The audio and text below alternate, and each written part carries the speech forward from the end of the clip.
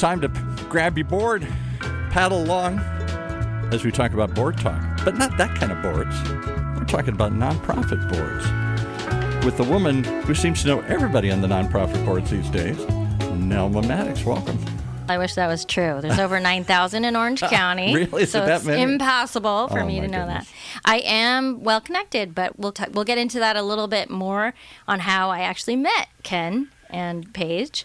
But before we get started, I do want to say welcome to the show. Thanks so much. This is show 4, Paul. Super excited about it. Show 4 is always a magic number. Crazy. I don't know why. And Miracles for Kids was my first choice of having you guys on, but this is how They it had to hear the evolved. first 3 to They see did, if they were going to do exactly. it. Yeah. We did not save the best for last. So anyway, it's going to be a good show. So welcome Ken, welcome Paige, both from the Cruz family, a beautiful family in Orange County that has been philanthropic for as long as I've known of them. I'm so fortunate to know all of you. And I know Pam's not here, Kyla, Peyton, Katie. So we can't Don't leave anyone of them we out. can't squeeze them all into this wonderful studio, but one of these days maybe. So Let's get Ken a little closer to the mic there. Push Okay, it back or okay. whatever. Yeah. Oh, sure. Closer. Or you can move it up a little bit, raise it a little bit, just hold it. Yeah, like that. There you go. We don't want to miss any of that. Yeah, This is exactly. Good stuff here. I'm not going to do ladies first yet, Paige, okay? I'm going to start with Dad, only because Miracles for Kids, you were the ex-chairman of the board. Yes. Tell me a little bit about how long you've been involved with Miracles for Kids and what your favorite thing is about being on that board. Yeah, I've been involved with Miracles for Kids since I think the first time we went to one of their galas was back in 2010 or 2011. And I was just blown away by the organization. If you think about causes in Orange County, as you mentioned, there's 9,000 different really compelling causes in our area. But when you distill down what Miracles for Kids does, which is helping families often below the poverty line who have a child that is battling a life-threatening illness, and they help them by providing support, care, food, housing, financial support, you name it, helping the siblings who often get left by the wayside when there's a child battling a life-threatening illness. It's one of the most compelling causes I've come across. And not only that, the board is just this remarkable group of folks led by Autumn Stryer. We can talk about Autumn during incredible. the course of today's conversation, but got involved at the gala level and then fairly shortly thereafter had the privilege of being invited onto the board of the board, and have been on since 2015. Fantastic. Yeah. I'm going to interrupt you for one more second. Somebody Go tweeted and said, why did we let him leave his sticker on his shirt here? We should have taken the sticker off here. Somebody To get it tweeted, where UCI's Applied Innovation, they love make it. you wear stickers to come in here, I folks. got it. He's not just trying to remind Nelma who he is here with This us. is a good opportunity for us to shift this to She Paige, remembered though. my name. That's right. Because you just did Basket of Miracles. Can you tell me a little bit about your favorite activity to do with Miracles? Not to lead that. I just know that was the most recent one you did. Now we got to get her mic up. How about that? Try that. There we go. We're screwing up today. Go ahead. Are you there? Yeah. No, that's not the right mic. How about that one? Let's try this one. Go ahead. Speak. There we go. I would say probably traveling and helping when we went to Mexico, and I think I was in like 2nd grade, Yeah. and we got to help build houses, and it was just cool to be a community and just work together to help these people. You were how old? 2nd grade? Or I think I was pretty like young. 7 or 8. 7 or 8. Yeah. That's adorable. Okay, Yeah. so they don't let you touch the hammer, but what do you get to do? Actually, I've never been in the running for Father of the Year, largely because I think I did give her the hammer. Or maybe it was the skill saw or something. Good Lord. Okay, Yeah. but Dad's got 4 daughters, so what's your favorite memory about that? I would say just working together to build something that we're proud of to give to the community is really important, and just like knowing that we're a part of something bigger than us. And I love that. I think that was really important because also I was just like really young too, Yeah. and I think it's important to start serving your community at a young age. I got to jump in. I have a 7-year-old grandson. I can't imagine him saying, I want to serve the community. I want you to serve me. We always go down this road, these poor grandchildren of Paul. Like, they just get slammed all the time. It's about, because at that age, it's about me. It's not about others. Maybe. Yeah, I would say, but also my parents too help a lot Yeah. with I'll us, bet. like I'll bet. joining in National Charity League. Do you know what Yeah, that I is? do. Tell me a little bit more, because maybe our audience doesn't know. So talk to me about NCL. NCL, it helps with charity and service, working with girls and moms to just do a bunch of service to help the community and help us get close together through service. Like what kind of service? What do you do? Oh, Serve them food? Do you serve them information? What do you serve? Yeah, we worked with FAM, and we helped like packaging food for families and like Laura's house for clothing and stuff. Oh, that one's great. Great Yeah. charity. Good We've one. had them in here. Totally. Yeah, and I also worked at the ecology center too, which helped a lot. Yeah. And it was fun to make the jams and stuff. Yeah, I love that. I think that's what's incredible about organizations like NCL. We compare NCL to Lion's Heart a lot because I don't know if you guys know Lion's Heart. That was what originally brought me here in the first place. And it was formed by a mom who wanted a charity for her sons. And she felt that NCL was more for girls. So if you really think about it, sometimes there's a little bit of a separation from that. So what we go back to why we actually know your dad is he's good friends with my husband, Larry. And they met through, this is not politically correct anymore, Paul, but it was called, The Dude's Place. No. it was Indian Guides, and then it was Indian Princess. I know. Now So- it's called Adventure Princesses. That's good. Adventure Princess. And And Paige it, was one of our youngest members. See, so I don't know if you remember Chief Larry, but your dad was one of the best chiefs. So Kaylin still goes back to that, and she thinks Kaylin's 22 now. So if you think about those memories when they went to Catalina and you guys went to make all these bonding moments, that what ends up happening is the dads stay friends forever. The girls don't end up being friends forever. But what's hilarious is the dads are still playing poker. The dads still go on World Cup trips. Like, it's wild. We did a hike up to the top of Half Dome this spring with a bunch of former Indian princesses or adventure princesses. Yes. chiefs. Wait, I heard you rock that. Oh, I don't know if I rocked. Yes, because Derek was Survived it. there. Derek was there. That's a tough one. Half Dome's insane. It was, I'm it was not an in shape. amazing experience. Yeah. Did you go up the rock face? We went up that face, and it was before they call the cables are up. So during the season, you have to have a pass, and then they put these cables up so you can hang on to them and climb up. This is before they put them up, and so you have to climb up with climbing gear.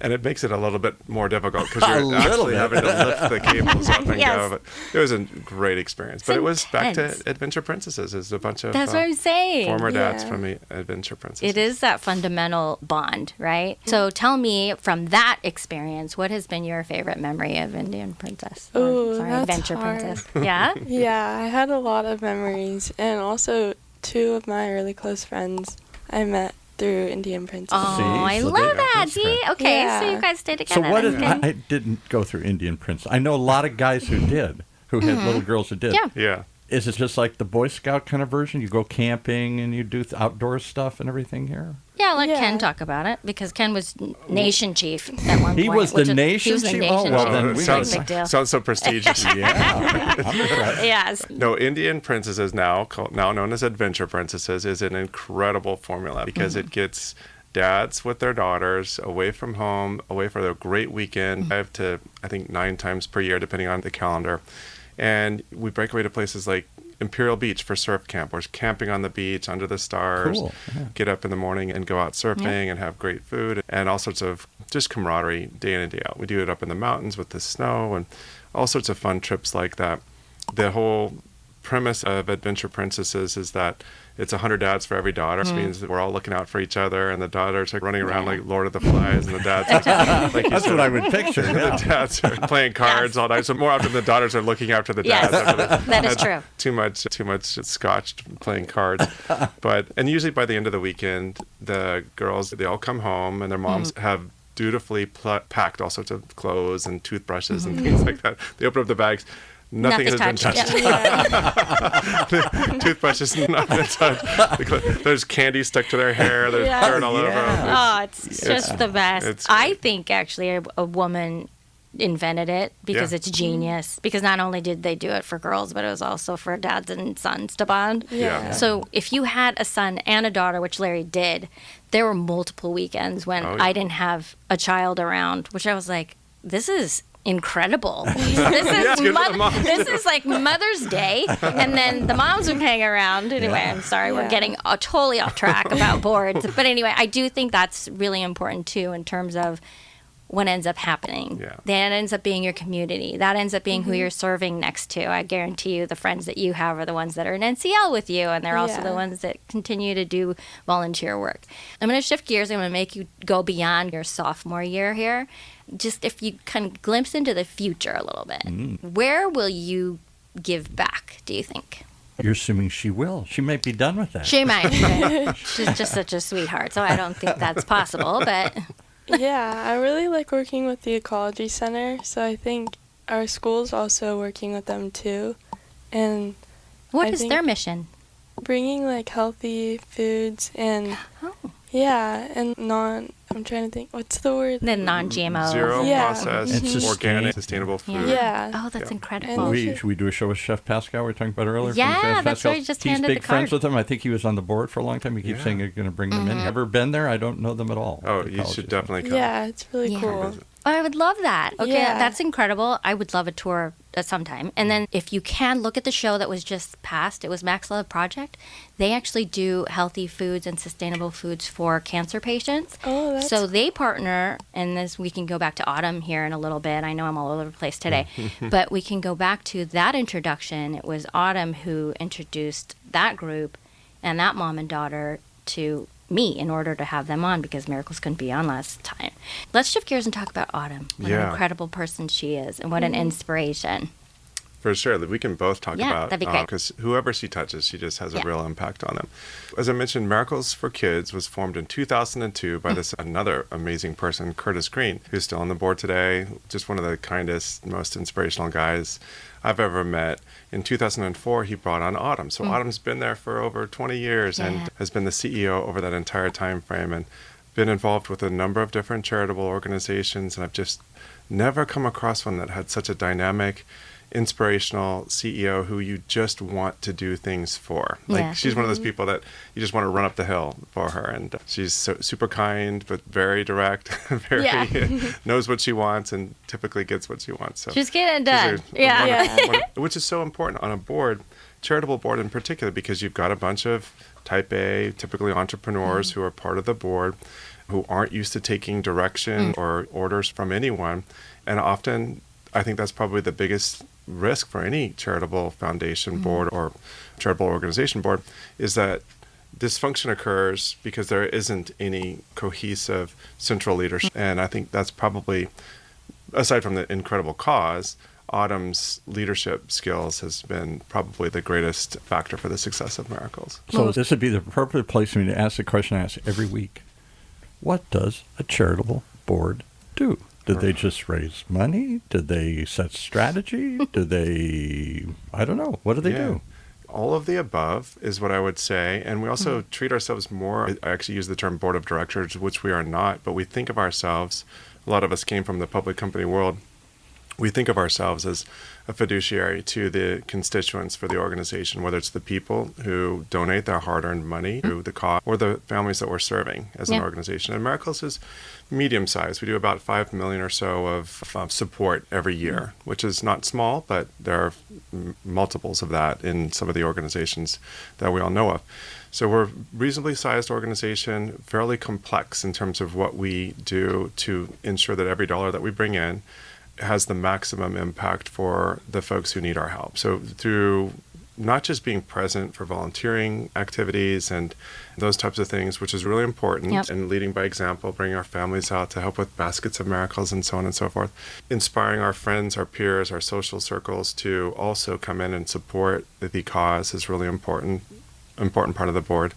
But we do a retreat every year where we all lock ourselves in a room and come up with a strategic direction for the organization, set real, lofty, ambitious goals, and we all own at least one project each year that is aimed at advancing the values and the objectives of the That's Miracles. unique. I'm going to tell you, that's the first I've heard. I love that. Two things stand out about your board to me. One is, and we'll start with Autumn, it's the example piece. It's the fact that everywhere I go, if I do baskets or if I do, name it, the backpacks, she's there. Yeah. And she's got her sleeves rolled up and she's absolutely doing it. And then maybe one of her kids is there. It doesn't matter, but she's there doing it.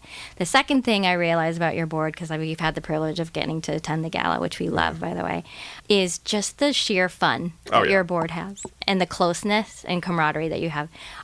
I don't see that on all boards. I've been on a couple boards myself, and it's not always there. And you're right. I think it starts with the leadership, but it also starts with the accountability that somebody has to say, I have this project, I'm doing this here, this is what I'm giving back. Right. So I love that. And it's a lot of folks who have really good ideas, but coming back to what you said about the fun piece of it, and Curtis will start and finish every sentence with that. We got to have fun. The subject matter is weighty, right? It pulls out your heartstrings, right? The subject that we're dealing with, helping these families who really need our help, and it's such a privilege to be able to do that and to have fun around it and to have fun with the families that are benefiting from Miracles for Kids through. There's a guy on our board, Tom Swaneykamp, who does surf camps. That's his project. Oh my gosh, I love that. And so these families who don't really get a chance to go to the beach, we take that kind of thing for granted. They don't get that many opportunities to even go to the beach. We live right here in Orange County, and he does such a great job of putting on these surf camps. So. We do a show with the Orange County Hispanic Chamber. They've talked about one of the episodes was how many kids in Santa Ana will never go to the beach. Interesting. They Is there a number? Whatever was shockingly high. And they stay within a community. They stay within an area. They do not. In fact, the host of that show, John Gutierrez, I'm hoping to call him up. He does it on the air. He never even learned to swim. Wow. I was going to laugh about that, actually, because Laura Collins, who heads up 360 Miracle, which Pam, your mom, your wife, is a founder of. 360 Miracle is a subset of Miracles for Kids, where it's women who really just start circles. And our goal, I believe, is 1,000 women. I think we're, you'll know better, maybe we're at 700? It's moving forward, and I think it is around 700 at this time. I think so. But the laughable part about it is Laura called me up and said, hey, Nelma, would you like to help with surf camp? And I said, do I have to know how to swim? She's like, let's keep you out of the water. The answer is no. You would go do something else. Do you know how to swim? You don't know how to swim? No. Oh, we'll teach you. Junior lifeguard here. There you go. Paige will teach me. There's a huge number of population things you're seeing in certain communities, and maybe they're particularly in some of the struggling communities like Santa Ana, Anaheim, whatever. Never learn to swim. There's no pool around, and they don't ever generally. I'm not saying nobody goes to the beach, but they don't have that same experience. Yeah, they don't grow up on the beach. And it's one of those things that we take for granted. 1,000%. And to see the smiles on the faces of the kids who do those surf camps, and the moms and the siblings, and just to have that experience once a summer, amazing. I don't know the statistics now, but with the onset of electronics, right, and iPads and everything, there's a lot of babies that actually don't ever experience steps. Yes. Or learn how to use stairs. So there's those statistics too. Yeah, which is like your normal mobility process and everything. That's another place where Ken and I met, is he and Kyla spoke on our panel at Pretend City. So the one thing I also noticed about Orange County, and Paige is going to see this too, is that you start to see the repeat of the families. You're like, hey, I see you there. I see you there. I see you there. There is. There's a lot of that. But how lucky we are, right? That we can do that, and we're a place to do that. Can I give it? I don't want to go down a negative path, but I have to ask because it's in the back of my head. So much from my perception. Have you never been on a board, particularly a charitable board? There's a lot of people put it on. Somebody asks them, but they're too busy. They're really not that committed to it. They put their name on it because it'll help raise money or whatever, and they're not active. Yeah. So is that a correct perception? Are there people, not in these organizations, but are there people that just put their name on a bunch of boards because they're asked or it looks good or whatever? Or do you really have to? And there must be boards that are really active. It sounds like this is one that I'll let Ken answer that one first. Oh, yeah. We can share this one because that's a terrific question. And a lot of larger organizations will have two-tiered boards. There's an active executive board, and then there's a fundraising and almost like titular board. That's very common, especially when there's a foundation associated with them. We don't have that at Miracles. We have a really active board. And I just wanted to hook back because I think this helps to answer your question. You mentioned Miracles 360. Miracles 360 was an idea that was generated through one of our retreats when we had a Shark Tank competition, where we were all tasked with showing up with an idea that we could advance during the course of the next year. And the winner of the Shark Tank that year was Miracles 360, and it's now grown to, as you mentioned, over 700 people. It's such a it's insane. Terrific concept. And that's one last point. I don't mean to take the floor here, but involvement in a board, a charitable board or any form of a board, it follows a natural course. I think as an arc for a lot of people. Yeah. And what we've seen with Miracles Board, I've been on for many years now, over 10 years, and we have this fresh group that's come in over the last few years. And I've very much taken a step back and allowed the new folks to come in, and their energy, their ideas, their new way of looking at things has energized the process, has brought new ways of doing things to our organization. And I think that's a very important thing too, to have this evergreen refreshing of the board, so that the grizzled veterans like myself aren't the ones who are throwing the same ideas out every single year. We have new folks that'll come in and bring the new stuff. I like that. That's good. Can boards become a private club? That's my other perception, is that certain people founded it, started, and then some point it's hard to pivot because they're still the same group that was there from the beginning. I can't speak for all of them, but I'm sure that's organic. I think it happens sometimes, and maybe there's some stagnancy that happens. Unfortunately, those organizations won't then grow. Yeah. Exactly. Because I was wondering, they're obviously recruiting board members for skills, for talent, for visibility, for funds, for money, or whatever. There's a variety of reasons they ask people to be on a board. Yeah. So you got some very talented, like your guest today, very talented, successful people. Why not tap into that? Why not use those full resources? So I'm on Lion's Heart. I ended up being asked to be the chairperson of the board there. And that has been an interesting experience for me, because I don't even have a child that's old, right? That's that age anymore. Right. So thinking about Paige, who's your youngest and then is going to move on, right? Like I'm sure you probably have in your head, I'm not going to put you on the spot and ask you where you want to go to college. Do you know yet? She's never leaving. Baby stays home. Says the Indian Princess Chief. Ooh, that was a sore spot. You trying to make me cry? This is a crying show. Okay. Yeah, no. She's going to leave? No. Any thought or stay close to home?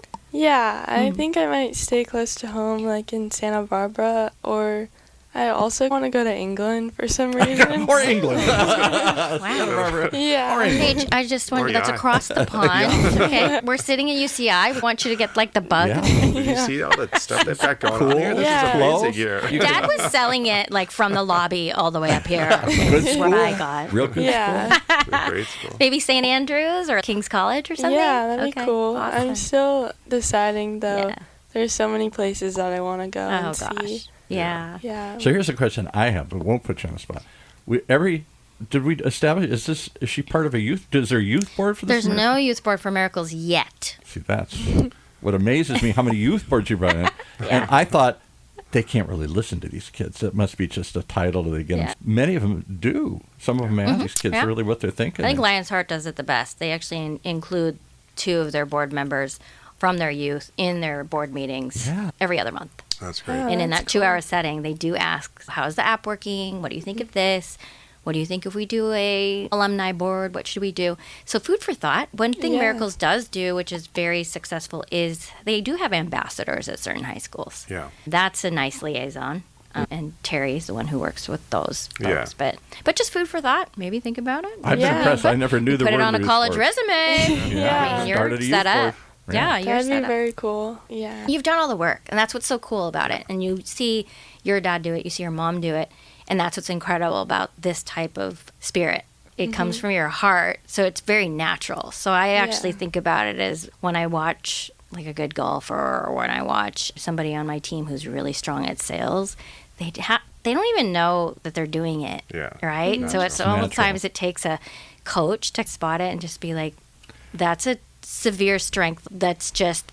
Let's accelerate that. But somebody had to plant the seed, just like somebody got them maybe. turned on to golf or whatever it is that you're Yes. saying. Somebody along the way said, expose them to this. Yeah. And are my grandkids exposed to this stuff? No.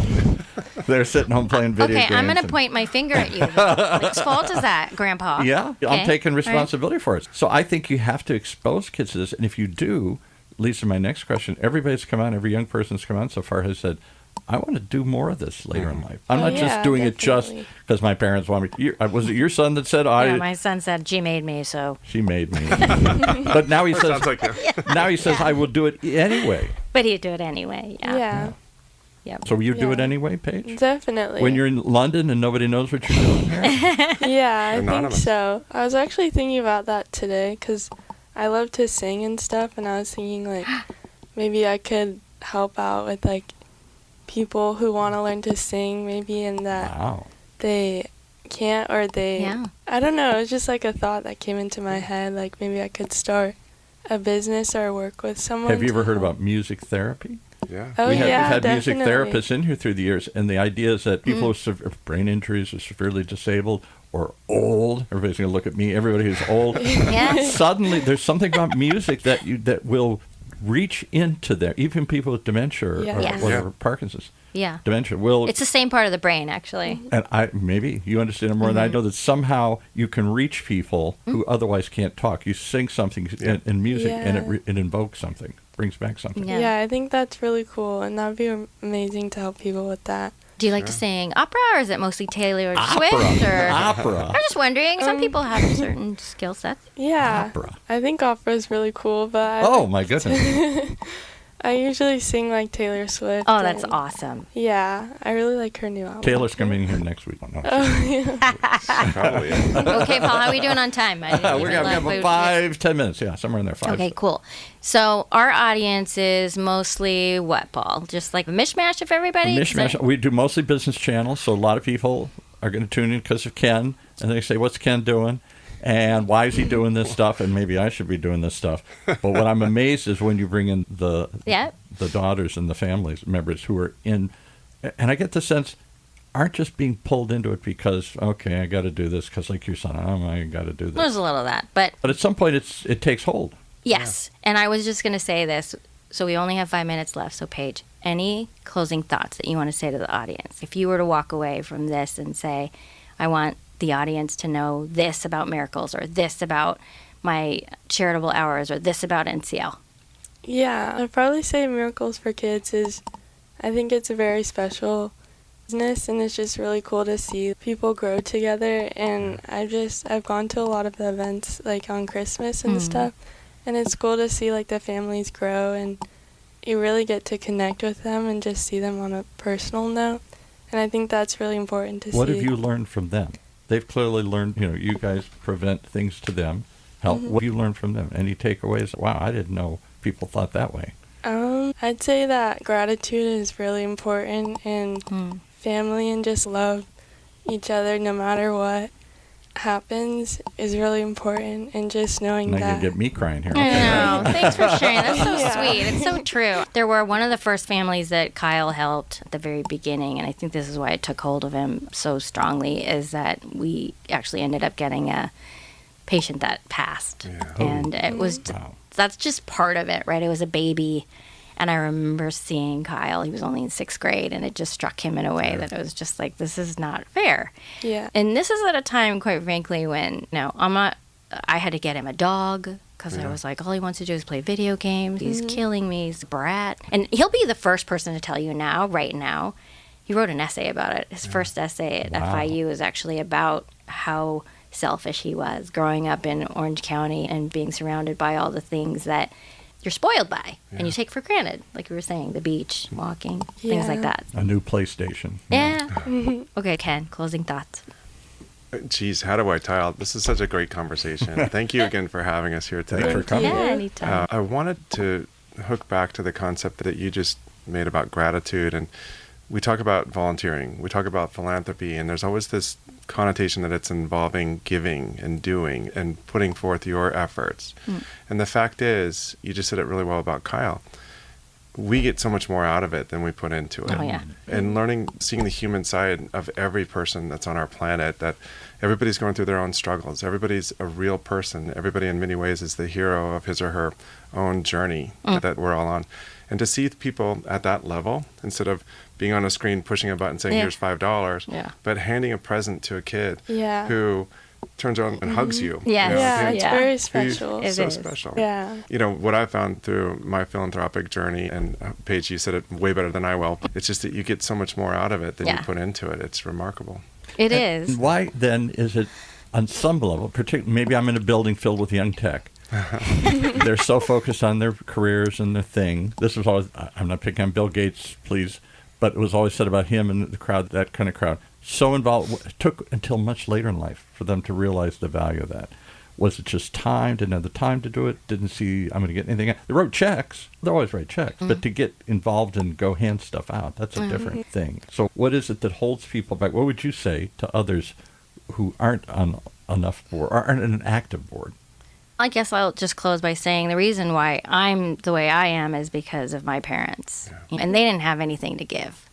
My dad is a humble immigrant from the Philippines who had to basically be in construction after being trained as a pharmacist. And came here. He was trained as a pharmacist, couldn't get it here. Okay. But this is the whole reason why I have the show, is because my dad's funeral, he had 3 funerals, and I got to attend 2. And at both of those, there would be people who came up to me and said, "Did you know your dad gave me the money to go to Florida because I got a job, and I couldn't afford to get to Florida, so he paid for my flight." And then another person came up and said, "Did you know that your dad gave me 50 pesos every week so I could feed my family?" This was in Philippines. God. So he was doing that all the time. And then, of course, this is my mom. "No wonder we were poor." No wonder the money didn't buy things. He's giving it away. But that's the pot calling the kettle black, because she was the same. She has been giving her the shirt off of her, just honestly everything she had. If she saw a child that was hungry, that was who ate. Why do I see, I'm not going to get political, but why immigrants are under attack these days? Too many, we don't want them and everything. I see that immigrant story all the time. Those who have, on the Hispanic Chamber, talking about people come in, who have nothing and still give. Yeah. You don't give from affluence, you just give out of...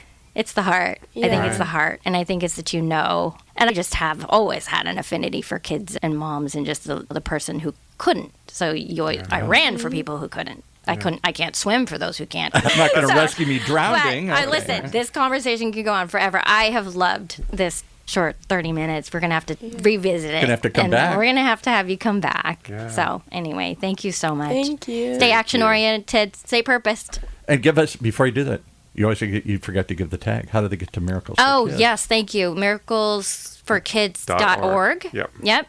And then 360 Miracle. Anything we should plug coming up, any events? They just had their amazing gala, but Christmas and Thanksgiving, so you can get involved with Baskets for Miracles. Just go on the website. There's plenty of things to do. You can do it remotely, but if you want to deliver food to a family and change their life definitely and change yours, do the baskets. Do the delivery if you can. Yeah. It's really impactful. Yeah, thank you. Thank you. Thanks.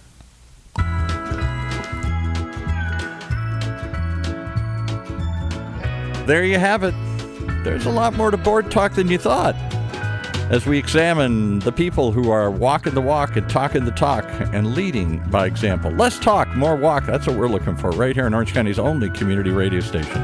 OCTalkRadio, streaming live from our studios here at the University of California, Irvine's Beale Applied Innovation Center.